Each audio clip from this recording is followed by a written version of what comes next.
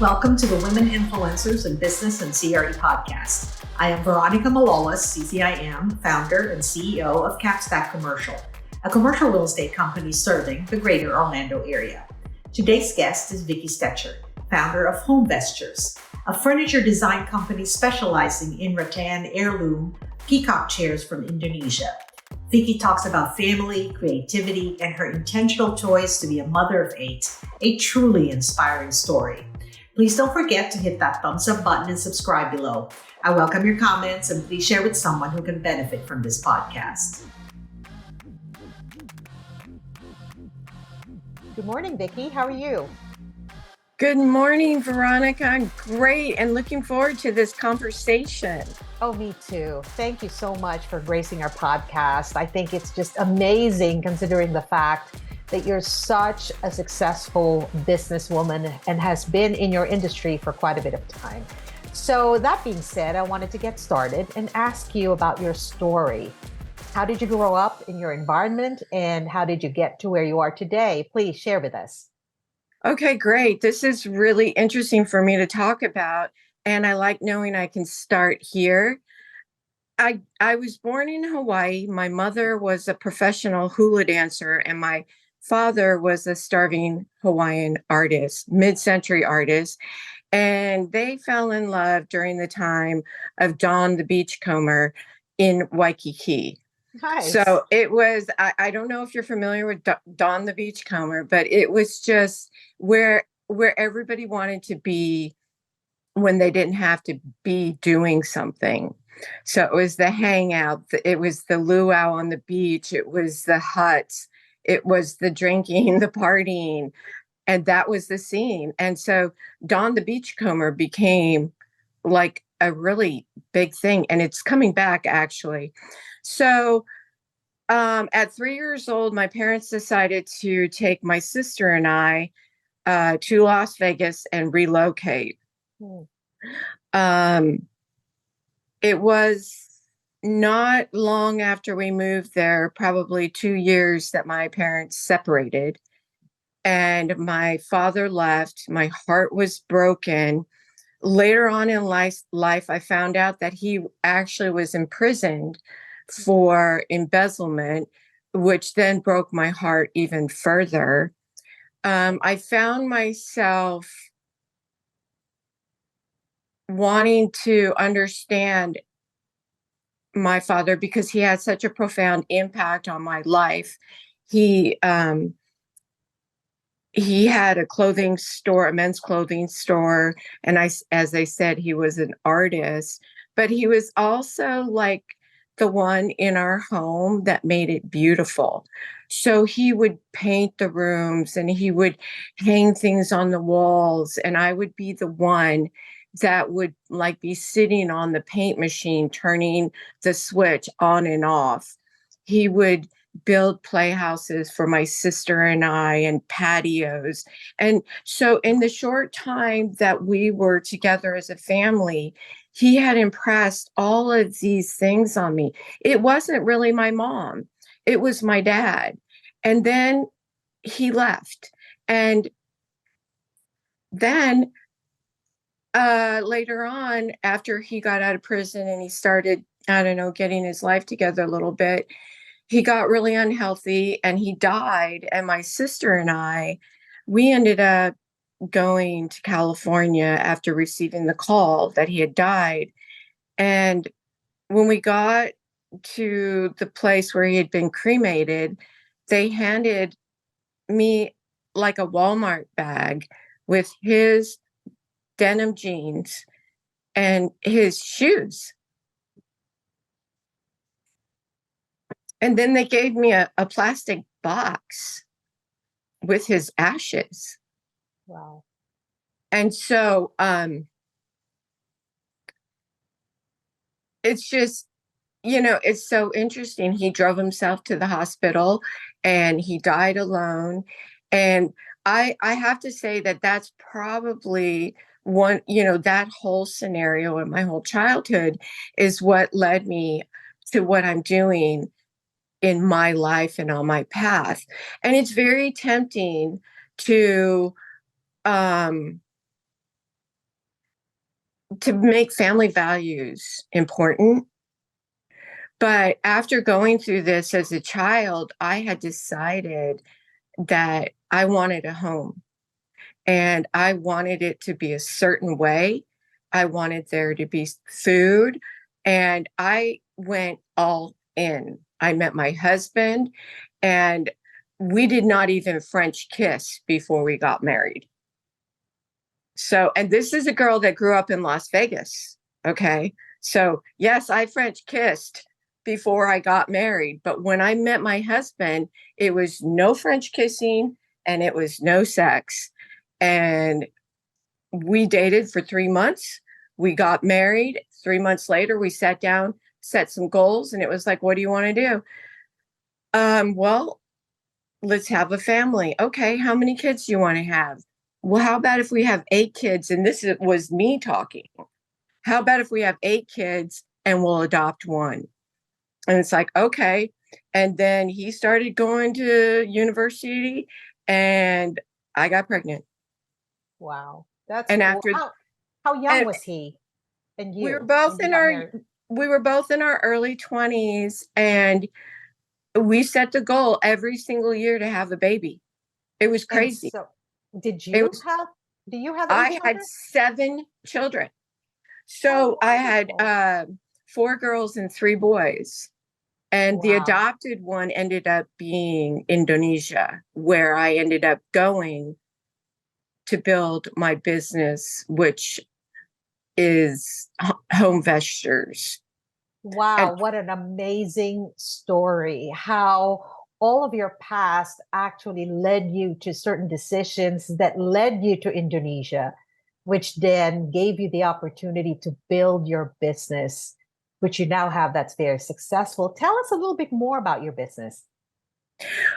yeah, it's just so interesting because I look at kind of that the life that I had before my business, and it was, me as a homemaker and wanting to create this space that was beautiful and that didn't look like it was being overrun by my kids, and then people that would come over that were really heavy, and they'd sit in my furniture and I'd be like, oh my gosh, you're going to break my chair.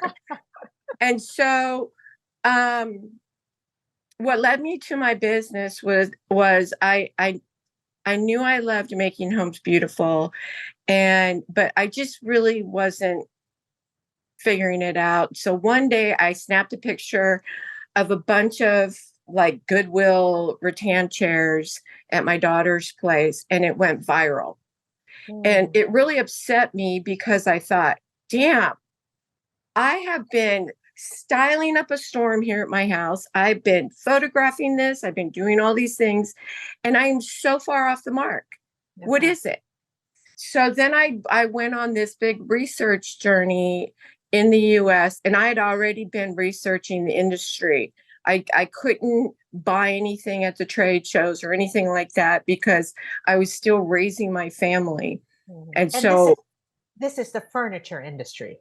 yeah. Yeah. And so then what ended up happening was I was just doing research over decades about just the industry and furniture and what's making things tick and what are people buying. And I always felt like I was on the leading edge and I was looking at what was coming next. But I could never partake in it because I was so locked in with my family. So Sure. so then once they got older, I went on this journey to Indonesia, but it was the things in my family that helped prepare me to be a leader, to be a teacher, to guide, to teach, to implement systems. It was me managing my own family that set me up. I mean, I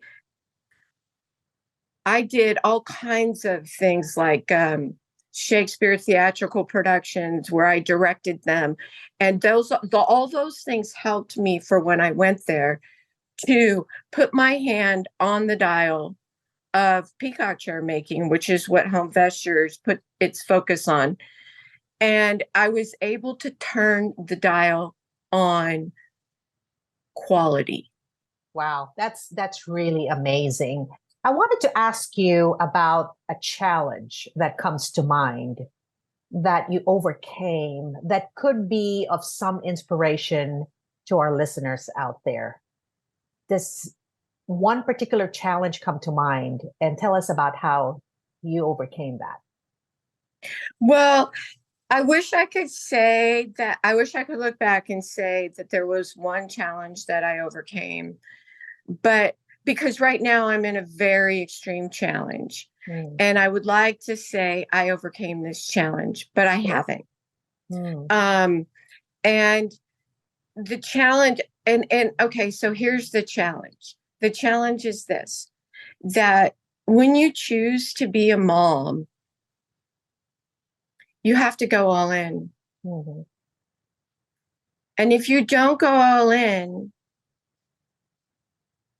it goes against kind of like the law of the pack. And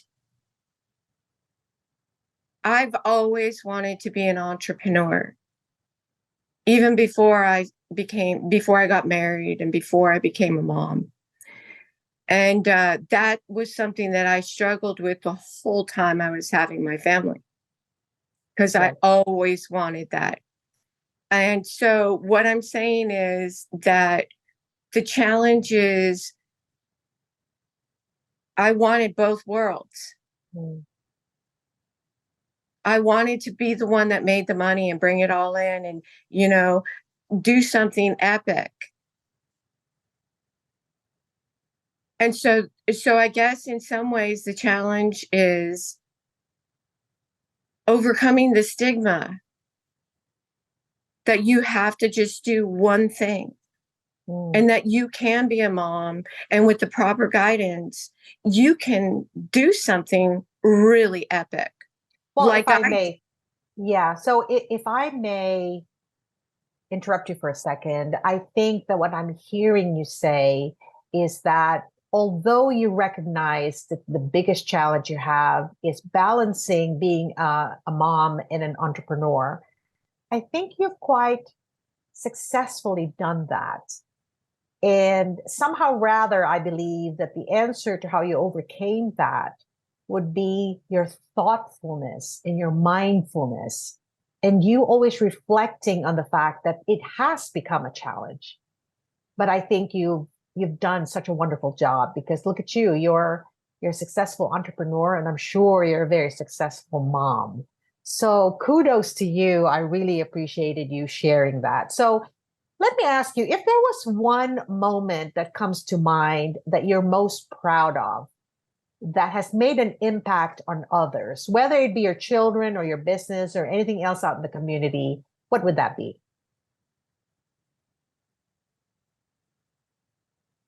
It was the decision to have a family.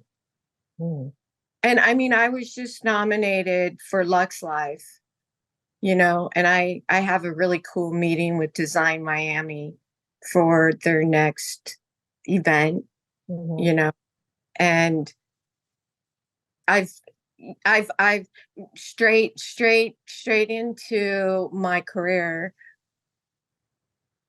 It led me to really, really great opportunities. And I have to say it's my family. It prepared me in ways that I know that the world doesn't acknowledge. Mhm. But I mean, I've taught people to read. I've Mm. taught people to drive, you know? Wow. These are just common tasks that are hard to do as a parent, but in some way they readied me for my career in a way that was where I didn't have to really deal with all the fluff. I could Mm. get straight to the point on everything I wanted. Did you homeschool your children? I did. Oh, how wonderful. Congratulations. My daughter, at least one of my daughters, is homeschooling. and we really see the impact on homeschooling. It's hard. So I congratulate you. And how wonderful it is to hear someone like you, who is a successful entrepreneur and obviously a successful mom, to say that your biggest influence is on your children. I love that. I love that, Vicki. So if there was one piece of advice you could give to our audience, what would that be? If you're young and you want to like, you're wondering what to do and you're thinking, will I do that? I would have to say, definitely have a family. Mm. Definitely have a family. I mean, you can have a career too. Freaking definitely have a family. Get married. And who cares if it works out? Who cares what the percentages are? You know, have offspring, have a child, you know, see what it's like. You will not do, I just don't think you'll be satisfied if you don't. But a lot of people might hear that and go, I disagree. But as much as a pain in the ass the whole proposition is, it just all seems worth it. Oh, I love that, Vicki. So very raw and honest. And I love that you're saying things that actually you don't hear so much anymore. Thank you for saying that. I think that's great advice. Well, we've come to the part of the interview where I get to hand over the mic to you, Vicki, and you get to ask me a question. So please go ahead and ask me.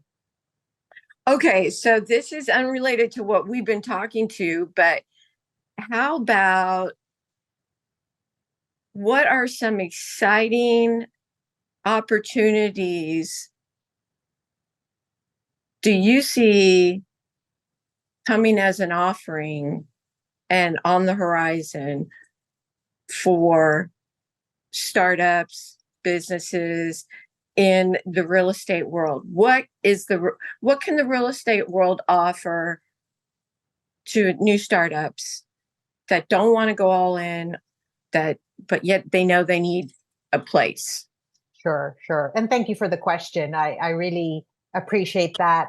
You know, since COVID, I think a lot of startups were born in their kitchens, in their living rooms, in their bedrooms. A lot of ideas, creative people actually, out of necessity, built a business. And I think that at some point, when you become successful as a startup in your garage or your kitchen or your living room or your bedroom, there comes a point where you're going to need to establish presence in a particular market area. And that's where, for instance, myself or any other commercial real estate practitioner could be a valuable partner in making sure that you establish a footing in that particular target area. So you and I both know that building a business, and of course, getting into commercial real estate space, which now requires overhead, is a very complex stage of someone's business. And so you will need, for instance, a consultant or someone who you trust that will be able to guide you through that process. Because there are many things out there that would be complex for a startup or a business owner to actually try to manipulate or to overcome because they do not have that experience behind them. So that would be the answer to my question, to your question. I think that there's going to be a lot of startups that will be successful just because of the pure grit and their determination and commitment to building a successful business and career. And at some point, they will be going out there and seeking commercial real estate space. So please, my advice would be that for any startup who's listening, hire yourself someone you can trust who is a professional in the commercial real estate field. So thank you, Vicki. Thank you for that question. I wanted to just say that this was a very different episode for me because you are raw and honest and you kind of broke it down so plain and simply. And you're such a, I feel, just from the little time that we've spent together, a very internally fulfilled person, or at least you're wanting that to be a focus, especially after speaking about family and wanting to have 7, 8 kids. I think that's fantastic. So I want to thank you, Vicki, for the time you've spent here with me. And do you have some parting words for our audience?